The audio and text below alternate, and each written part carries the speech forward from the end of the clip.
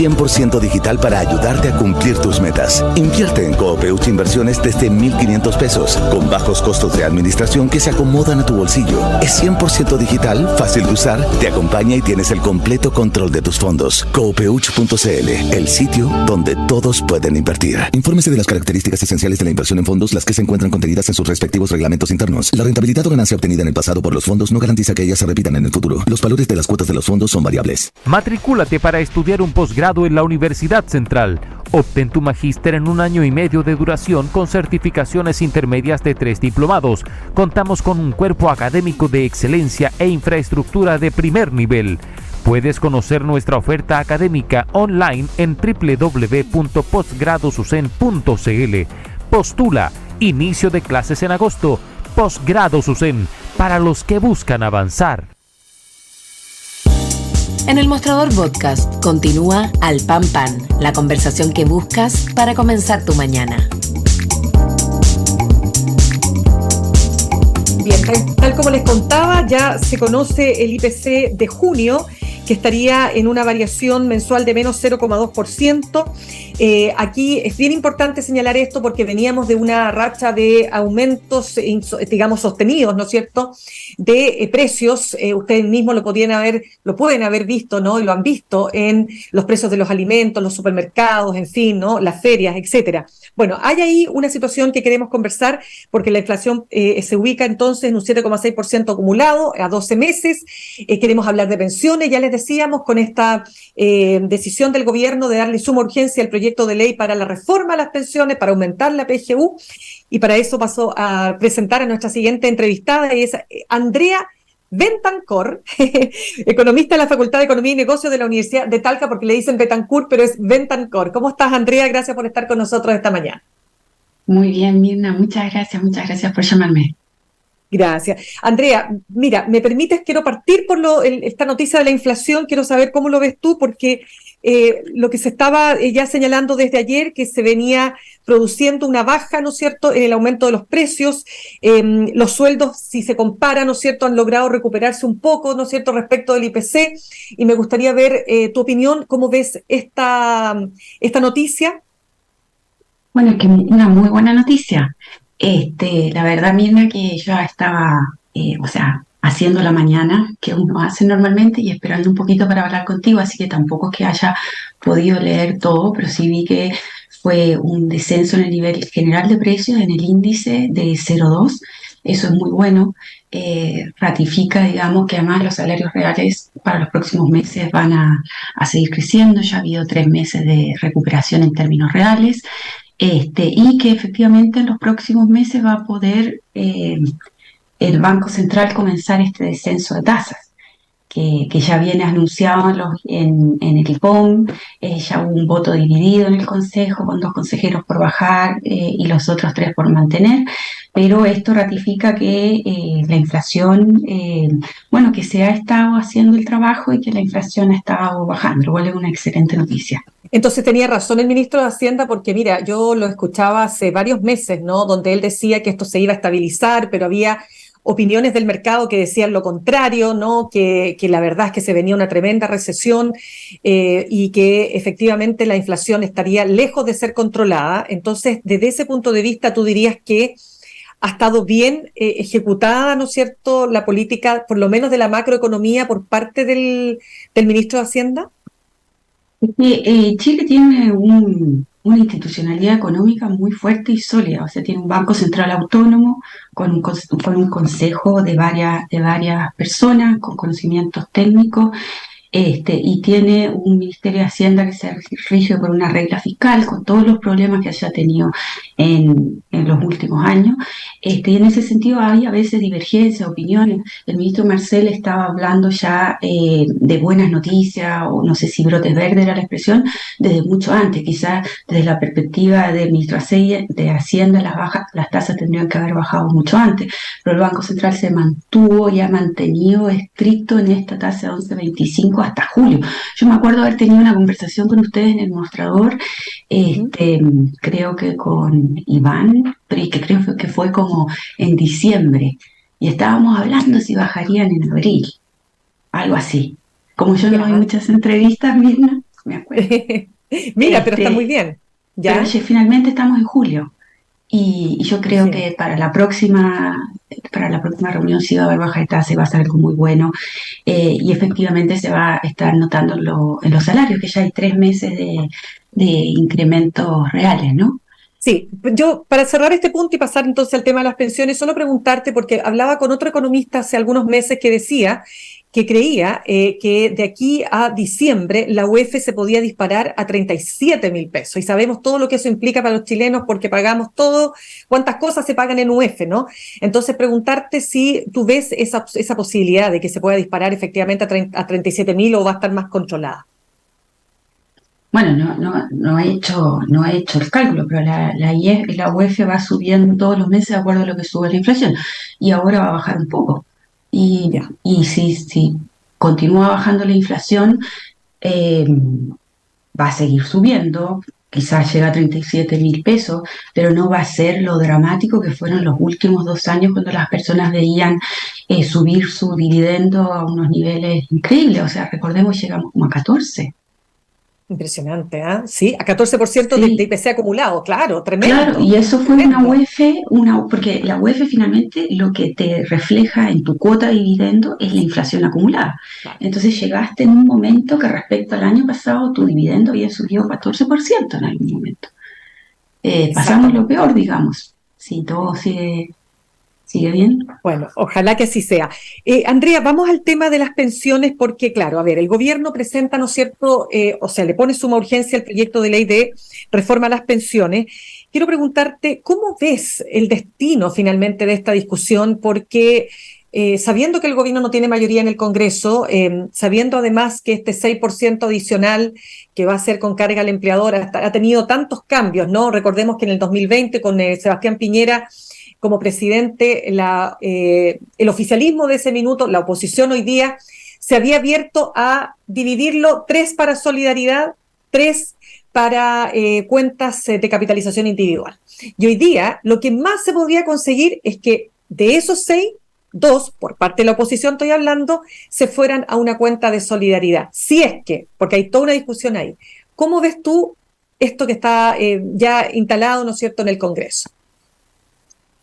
Bueno, claramente la situación política no ayuda, y cuando la situación política, el ambiente está tan enrarecido, es muy difícil tener discusiones técnicas, profundas, y es una pena porque esta es la tercera vez. Yo creo que en términos de diagnóstico están todos claros respecto a que hay que subir las cotizaciones, en que la ciudadanía tiene una demanda por mejores pensiones ahora, que hay que lograrla de alguna manera, que las pensiones de las mujeres son más bajas, y hace mucho tiempo que todos venimos hablando lo mismo, y sin embargo parece que la discusión está nuevamente entrampada.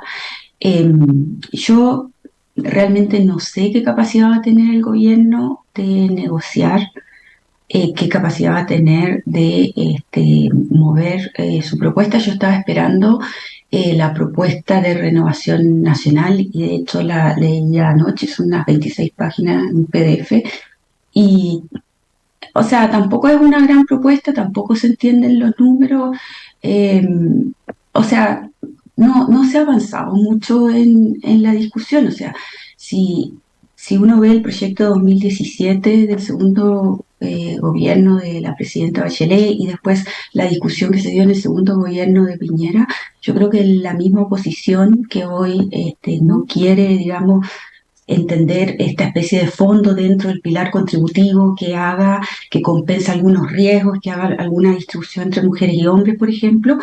Había ciertos consensos que se habían logrado en la administración de Piñera, y ahora tenemos un retroceso atrás, y la propuesta de renovación nacional es que todo se haga por PGU, e inclusive dar una PGU diferenciada por año de cotizaciones, que son ya esquemas y mecanismos del pilar contributivo que se ponen en el pilar no contributivo. Entonces, la situación está muy enredada. Eh, no te podría decir qué es lo que creo que va a pasar, pero sería realmente una pena. Yo deseo que la ministra Janet Jara, como lo desean muchos otros técnicos que siguen el tema de pensiones, eh, logre consensuar, generar algún diálogo que permita que la tercera sea la vencida y que haya una reforma de pensiones.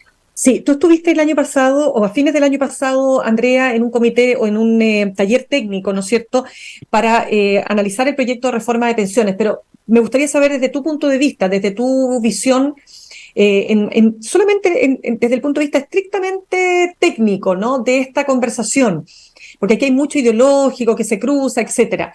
Para ti, ese 6%, ¿cómo debiera estar distribuido si queremos mejorar las pensiones? O sea, debería tener un componente no de solidaridad, un componente que permite una redistribución adentro de las generaciones entre hombres y mujeres, porque hay simplemente una distinta longevidad. O sea, las mujeres viven más años y si vamos a continuar en un sistema de capitalización individual o con una parte importante de capitalización individual, las mujeres tenemos un problema y es que nuestros saldos de pensiones se distribuyen entre más años. Y el hecho de que nuestra esperanza de vida al tener 60, 65 años es mayor a lo de los hombres, no debería penalizar nuestras pensiones. Entonces, eso no es que haya que ser, que sea un tema de solidaridad, es un hecho de tablas actuariales. Entonces, Pero ¿cómo se manifiesta eso para entender la distribución? Porque cuando se habla de 3-3, 4-2, 2-4, ¿no? 4 para, el gobierno dice 4 para solidaridad, 2 para las cuentas de pensión, o sea, individuales. Después la oposición dice, no, 2-4, o sea, 2 para solidaridad, si es que digo 4 para las cuentas individuales, para entenderlo en fácil. claro, o sea, tienes que dejar un porcentaje para hacer esas transferencias con el mecanismo que sea lo que tú dices, una parte para solidaridad intrageneracional, mujeres y hombres de la misma generación, y para mejorar las pensiones actuales, algún tipo de préstamo desde ese fondo para mejorar las pensiones actuales de quienes tienen cotizaciones. Y quienes no tienen cotizaciones, PGU. Pero el punto es que lo que está diciendo la oposición ahora es que el 6% vaya a cuentas individuales y lo que hacia el futuro, por lo que entiendo, sería un 0,6, que es el 10%, el 6%, los hombres lo capitalicen las mujeres. Claro, eso ya no hay nada. Eso, ¿cuándo se van a ver las mejoras en pensiones por eso? Ya, pero hay que Andrea, esperar 50 años. Pero por eso te quiero preguntar en términos súper técnicos, porque cuando tú hablas con las personas y cuando las personas se les preguntan encuestas, etcétera, ¿no?, te dicen que quieren que toda la plata vaya a sus cuentas individuales. Acuérdate esta iniciativa de norma para la convención, sí. Y ahora nuevamente, ¿no?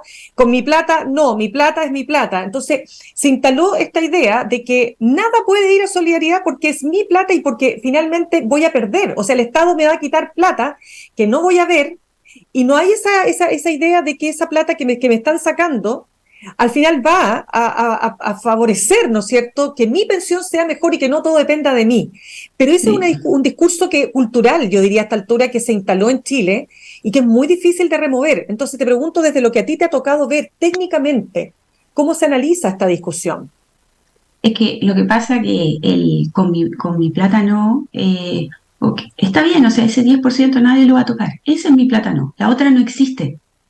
La otra es un seguro nuevo que se crearía con una cotización del empleador y tenemos que decidir entre todos cómo se construye ese seguro nuevo. Si tú no dejas nada para compartir estos riesgos, ser mujer, ser hombre, tener lagunas previsionales por cuidar hijos, tener lagunas previsionales por cuidar personas mayores, entonces no va a haber ningún tipo de mejora, digamos, de compensaciones por esos hechos. No va a haber, o sea, si tú dejas el 6 en cuentas individuales, vas además tener que esperar a que se aumente ese 6%, a que ese 6% capitalice y a pensionarte y ahorrar ese 6%, o sea, estamos hablando dentro de muchos años. Entonces, no. Andrea, ¿y qué?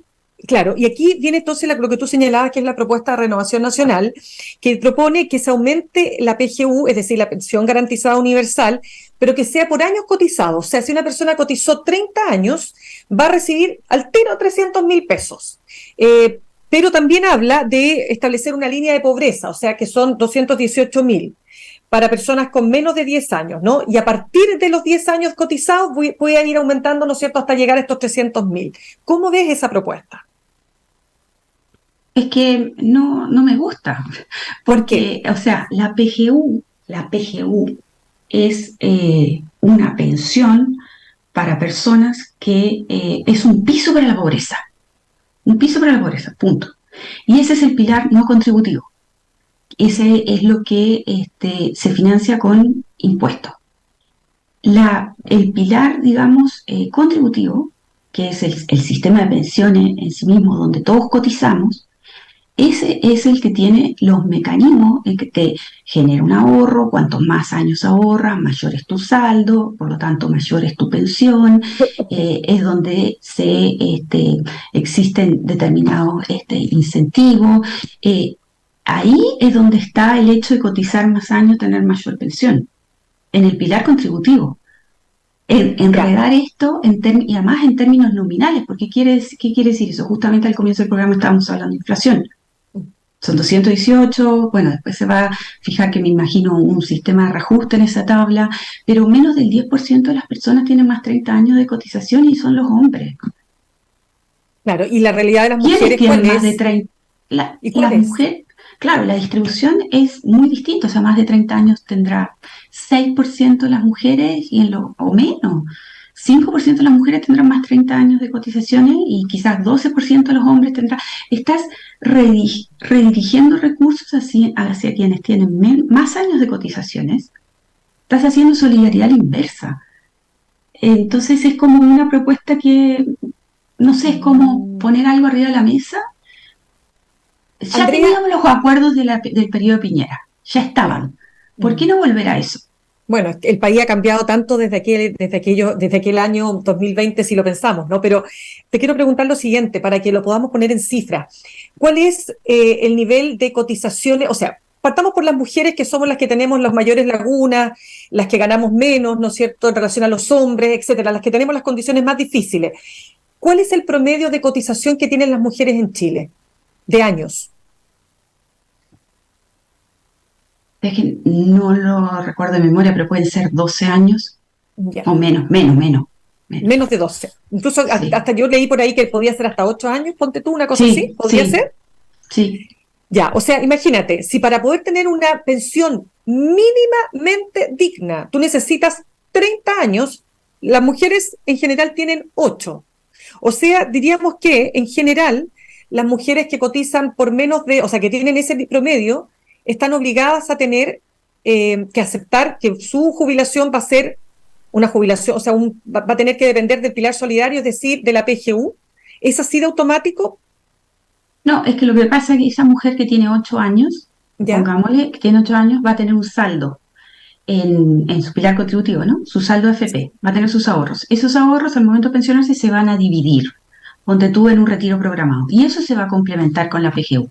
Lo que estaremos hablando es que la persona que tiene 15 años, o este hombre, ponte tú que tiene 15 años de cotizaciones, tiene un saldo mayor, menor expectativa de vida, por lo tanto tiene una pensión por su pilar contributivo mayor y además se le va a entregar una PGU más grande. O sea, Eso siempre yo los lo hombres entiendo. van a estar más arriba que las Mejor. mujeres. Claro. Esto va a ampliar la brecha. Cuéntame una cosa, ¿cómo, Andrea, cuál es el tema? Porque muchas veces en esta discusión que tiene, como digo, mucho de ideológico, se dicen de todo, que no, que hay que pasar a un sistema de reparto, no, que los sistemas de reparto están completamente fracasados en el mundo, no, que tenemos que tener un sistema mixto, pero la única cosa que a mí me queda clara, viéndolo así en grueso, es que en el mundo algo de solidaridad tiene que haber, porque si todo depende del trabajador y su suerte, ¿no?, en el mercado laboral, la verdad es que las posibilidades son bastante inciertas y bastante menos probable que tú puedas tener una pensión digna. Entonces me gustaría saber, si tú, analizando los sistemas de pensiones del mundo, ¿qué es lo que hoy día se muestra más, comillas, exitoso? Tener varios pilares, tener varios instrumentos, o sea, tener el piso, estamos todos contentos con la PGU, tener un piso, que ese piso cubra pobreza, y después tener un pilar contributivo donde todos coticemos y, como tú dices, más que haya solidaridad dentro del pilar contributivo, lo que hacemos es compartir riesgo. hay periodos en que tú estás desempleada, hay periodos en que yo estoy desempleada, existe un seguro de cesantía, eso forma parte del sistema previsional en general, pero durante la etapa activa, en la etapa pasiva tenemos pensiones, y en esas pensiones compartimos riesgos. Somos mujeres, vivimos más años, por lo tanto, hay ciertas transferencias al interior del sistema, de ese pilar contributivo. Y después hay un pilar voluntario en el que hacemos APB o ahorramos más y tenemos beneficios tributarios y se posterga el pago del impuesto a la renta cuando ahorramos para pensiones con el APB. O sea, hay distintos instrumentos y los países combinan distintos instrumentos de esta manera y no es malo. Lo peor es tener con una pirámide, digamos, envejecida en un país con déficit fiscal alto, un sistema de reparto. O sea, ese es muy complejo. Pero no es lo que estamos hablando acá. Si acá nadie va a tocar ese 10%. Cuéntame. Pilar contributivo, capitalización individual. Dentro del pilar contributivo queremos tener un seguro con características de seguridad social en donde compartamos riesgos. No es una propuesta tan extraña. O sea, o tan extrema. Quiero preguntarte, ¿qué modelo ves tú con atención que podría ser, digamos, posible de aplicar en Chile? Es que no... o sea, Chile tiene un sistema que en el 2008 con el Pilar Solidario se integró, digamos, se le puso un pilar para cubrir el problema de la vejez, de la pobreza en la vejez. Que se fortaleció de manera sustancial. Si lo fortalecemos con un nuevo seguro social, ya sería un sistema que cumpliría con las lógicas de la seguridad social que tú ves en las normas de la Organización Internacional del Trabajo o que ves en países europeos. En Latinoamérica a veces se cita Uruguay, que también tiene un piso, y también tiene AFPs que se llaman AFAP ya, pero no, como tú dices, no es tan extrema la propuesta que estábamos discutiendo en el año 2020. Me parece extremo esto que surgió esta semana con esta propuesta de PGU diferenciada. Que era la novedad, era lo que estaba esperando. Pero... Exactamente. Pero entonces, estamos claros que hoy día, dada la correlación de fuerzas en el Congreso, etcétera, ¿no? Que el gobierno no tiene mayoría en ambas cámaras, no va a ser posible, entonces, lograr al menos que un 2% vaya, como dices tú, a compartir riesgos dentro de este 6% adicional. Es que ya es un tema político, yo ya no sé qué decirte, pero a mí me parece que si ya 2017, 2020, 2022, hagámoslo, o sea. Por lo tanto, ¿cómo ves tú? Porque, a ver, si no se logran estos acuerdos, de acuerdo a lo que tú has estudiado, ¿no? ¿Qué va a pasar? O sea, vamos a seguir teniendo brecha de género en pensiones. La PGU igual requiere financiamiento, igual va a haber que recaudar. Las personas, Chile envejece, no queda el tema abierto, o sea, va a haber otro gobierno que va a hablar de pensiones. Entonces, a ver, es que por eso te pregunto, porque los sectores más bien vinculados a la derecha lo que señalan es que primero tenemos que cotizar más, ¿verdad? O sea, esta promesa de que que con un 10%, no sé, la promesa por la cual se originaron las AFP, ¿no? De que con este 10% íbamos a lograr jubilarnos. Incluso me acuerdo un titular del Mercurio que hablaba del 100% de tu último sueldo, cuestión que no podía estar más lejos de la realidad, ni siquiera del 70%, que era otra de las posibilidades. Entonces la pregunta es, si es que acaso, porque este sector lo que señala es que lo que se necesita es cotizar más, porque vivimos más, etcétera, etcétera. O sea, pero que tienes razón en eso. Claro, pues, pero por eso te pregunto, y que vaya toda una cuenta individual. Entonces, porque este sector sostiene que esa es la manera correcta de mejorar las pensiones. Entonces, al final uno ya no sabe, a ver, ¿pero a quién le creo? ¿Al que dice que toda la cuenta individual? ¿Al que dice que una parte tiene que ir para compartir riesgo? Y aquí lo importante es lo que la evidencia muestra. Entonces te quiero preguntar nuevamente, ¿qué es lo que la evidencia muestra?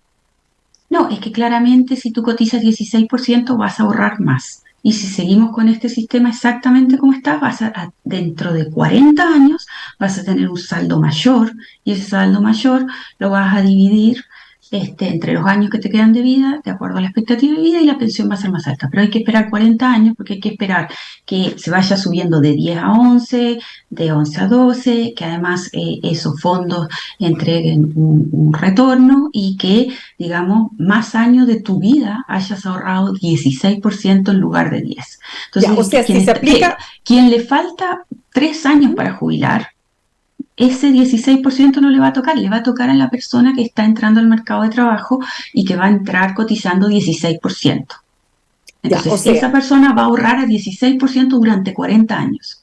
correcto, Pero o sea, que el está por 16%, perdona, el 16%, todo a capitalización a la cuenta individual, va a tener efectos en mejorar las pensiones En de aquí a muchos 40 años. años. De aquí a 40 años, eso es lo que tú Sí, dices. claro, es que sí, yo no tengo los cálculos actuariales y no tengo bases de datos ni nada, pero necesitas muchos años, o sea, necesitas generaciones que estén cotizando durante décadas 16% para hablar de mayores pensiones. Ya, espérame, y antes para cerrar, porque se nos va acabando el tiempo, ¿qué pasaría si volviéramos a la fórmula del 3-3? 3 para solidaridad o para compartir riesgo, 3 para cuenta individual. ¿En cómo se notaría y en cuánto tiempo un aumento importante de las pensiones actuales? Bueno, la propuesta del gobierno tenía una transferencia como de préstamo entre S3 y gracias permitido por S3 en que permitía mejorar pensiones pronto, antes, las pensiones de quienes no van a poder ahorrar ese 16%, porque tú y yo no vamos a poder ahorrar ese 16%. No, yo ya no lo ahorré. Yo ya no lo ahorré. No, porque va a empezar a subir de a poco Claro. y ya no falta tanto para pensionarse.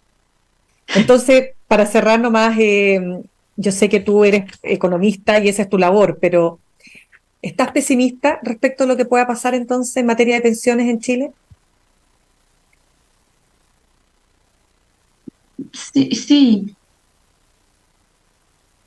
¿Estás porque pesimista? además es como que pasamos demasiados años hablando lo mismo y es lo que tú dices, uno al final no entiende qué es. ¿Es cierto que con ese 16% en cuentas individuales las pensiones van a ser mayores? Sí, dentro de 40 años, o dentro de 20 años, o dentro de 30 años, no sé, pero son décadas. Entonces Ya, la pues, discusión era otra. Cuando ya con Valdés en el 2017 teníamos otra discusión. Cómo hacer estas transferencias entre generaciones con este fondo, que es un seguro nuevo. No es que, es que nos están pidiendo solidaridad en dos partes, en el pilar contributivo y en el no contributivo. No, el no contributivo es un soporte de pobreza, es un piso. Y en el otro es un seguro social donde compartimos riesgos. Pero parece que no existe la voluntad de compartir riesgos. Y la propuesta es regresiva y va a aumentar las brechas de género, la PGU diferenciada. Entonces, como que damos un paso atrás. la propuesta de Renovación Nacional. Damos un paso atrás. Entonces, si me dices si soy pesimista o optimista, no, soy pesimista, porque yo esperaba otra cosa de esta propuesta. Ya, pues, Andrea Bentancor, economista de la Facultad de Economía y Negocios de la Universidad de Talca, te quiero dar las gracias por haber estado con nosotros esta mañana. No, gracias, Mirna. Un abrazo. Muchas gracias por tu aporte. Que tengas buen día. Yo me despido, los dejo con Fran Castillo. Juntos y revueltos, nos reencontramos el lunes a las 8 en punto aquí en Alpampan, en el mostrador.cl. Que tengan un muy buen fin de semana. Cuídense. Copeuch Inversiones, el sitio donde todos pueden invertir, y Universidad Central, 40 años formando personas, presentaron Alpampan en el Mostrador Podcast. Cerramos por hoy Al Pan Pan. De lunes a viernes de 8 a 9 de la mañana, entrevistas para partir el día. El Mostrador Podcast, el poder de